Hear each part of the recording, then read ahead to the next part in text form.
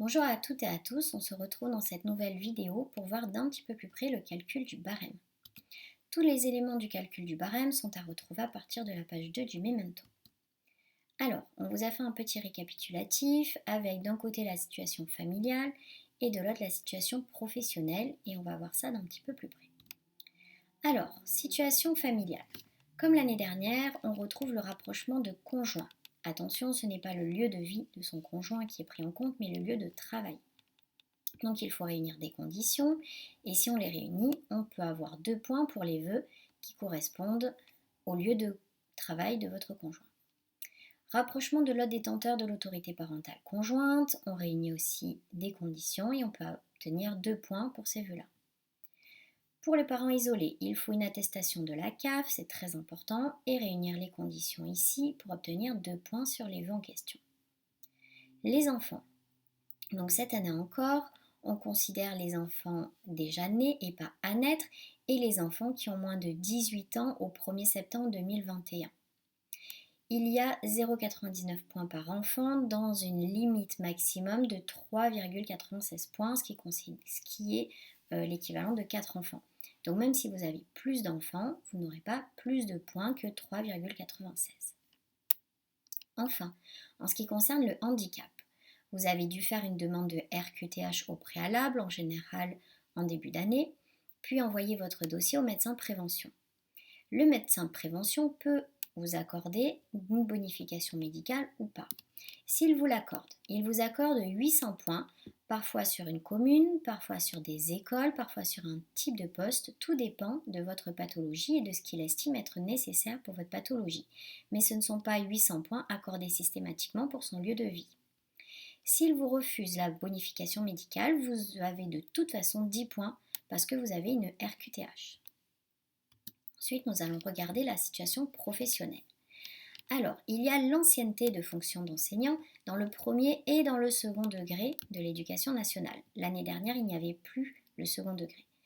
Donc, tous les professeurs des écoles ont 1 point par an, mais attention, c'est à partir du 1er septembre 2020, ce qui fait que l'année en cours n'est pas comptée. Donc les FSTG, ne vous étonnez pas, cette année vous avez 0 point, mais ça n'a aucun impact puisque tous les enseignants sont logés à la même enseigne. Ce n'est qu'à partir de la première année de titularisation qu'on a donc 1 point d'ancienneté. La stabilité, elle a un petit peu évolué cette année. Donc on peut regarder la stabilité lorsqu'on est donc à titre définitif sur un poste d'une école ordinaire. Dans ce cas-là, à partir de 4 ans de stabilité sur son poste, on a 1 point. Et au bout de 7 ans, on a 9 points. Au-delà de 7 ans, on n'a pas plus que 9 points. Quand on est à titre définitif en REP, le calcul des points de stabilité va se contenter aussi d'être donc 4 ans sur le poste, 3 points, et jusqu'à 7 ans, 11 points. En REP+, au bout de 4 ans, on a 5 points, au bout de 7 ans, on a 14 points. Il n'y a pas de cumul avec de la stabilité classique plus des points REP+. Là, ils ont en fait associé aussi bien la stabilité que le REP+, dans le calcul de leurs points. Donc quand vous êtes en REP, vous avez ces points-là de stabilité. Quand vous êtes REP+, vous avez ces points-là de stabilité. Quand on refait le même vœu chaque année, le premier vœu, pardon. Dans ce cas-là, on va cumuler des points de stabilité sur cette première demande. Et donc, comme ça fait 2 ans qu'on peut le faire, pour les collègues qui l'ont fait depuis 2 ans, on peut avoir 2 points cette année sur ce vœu-là si on l'a réitéré. Quand on travaille dans la SH, il existe aussi des points en plus. Donc quand on est par exemple en Ulysse premier degré, à partir de 3 ans sur le même poste, on peut cumuler des points. Dans la SH aussi, on peut avoir des points, que l'on soit à titre provisoire que définitif. Les mesures de repli. Donc cette année, ça a un petit peu changé puisqu'on n'a plus de priorité sur des retours de poste, mais on a une bonification.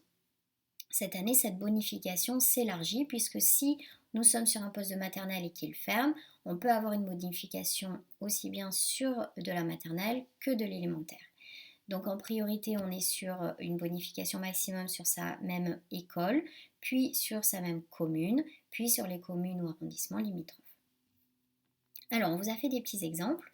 Je suis T1, j'ai donc 1 point d'ancienneté et j'ai un enfant, 0,99, donc en tout j'ai 1,99. Là, c'est assez classique. Je suis T6 maintenant, j'ai donc 6 points d'ancienneté et puis je suis stable sur mon poste REP, donc on va regarder ici, depuis 5 ans, j'ai donc 5 points de plus. J'ai 2 enfants, donc 1,98 points supplémentaires. Le total fait 12,98 points. Donc pour tous les calculs de barème, de toute façon, vous avez aussi notre site i-mouvement. Alors i c'est e-mouvement où vous pouvez faire votre petit calcul et on se tient à votre disposition aussi, n'hésitez pas. Alors comment est-ce que ça marche? Donc on va classer tous les candidats au mouvement du département et on va prendre le collègue qui a le plus de barème. On va le mettre donc en premier, on va regarder tous ses vœux et on va lui attribuer le premier vœu s'il est disponible ou un autre si le premier n'était pas disponible. Une fois que ce premier candidat est traité, on va regarder le second, celui qui a donc le maximum de points après le premier et on va à nouveau regarder tous ses vœux et ainsi de suite jusqu'au dernier. Donc là, les derniers cette année seront donc les FSTG qui n'auront pas d'enfants, qui auront donc 0 points.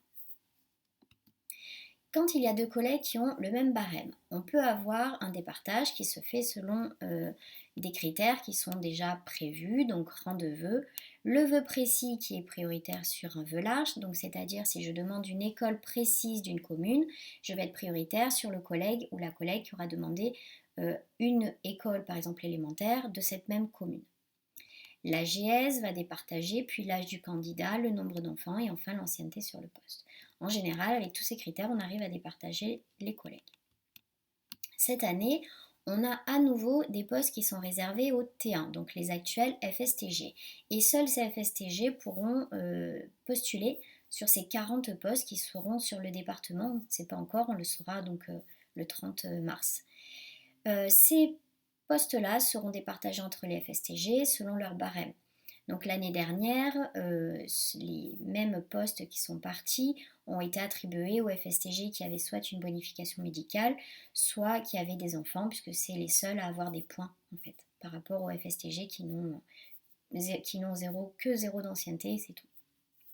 Quand on a ce poste-là, on est titulaire de ce poste pendant 2 ans et ensuite on rebascule dans le mouvement classique comme tous les collègues. Si des T1 actuels quittent leur poste cette année avant de passer à 2 ans d'ancienneté sur ce poste, donc s'ils désirent ne rester qu'1 an et participent au mouvement, les postes qui auront été libérés, qui étaient donc l'année dernière bloqués, sont à nouveau pour tous les collègues qui feront le mouvement. Ils ne seront plus réservés. Ce sont 40 nouveaux postes qui sont bloqués. Enfin, pour les collègues qui n'auront rien au premier écran, lors du deuxième écran, le barème sera calculé de manière un petit peu différente et sera simplifié. Alors, j'espère avoir été assez claire, c'est quand même assez complexe, mais comme je vous le disais tout à l'heure, n'hésitez pas à revenir vers nous, on pourra vous aider et aller sur notre site i-mouvement SNUIPP. Là aussi, vous allez avoir un calculateur et vous pourrez vérifier tout ça. Alors, vous pouvez nous contacter sur nos pages Facebook, à notre permanence téléphonique, mais aussi sur nos mails. Et vraiment, n'hésitez pas, on sait que ça peut être très compliqué. À très bientôt, au revoir.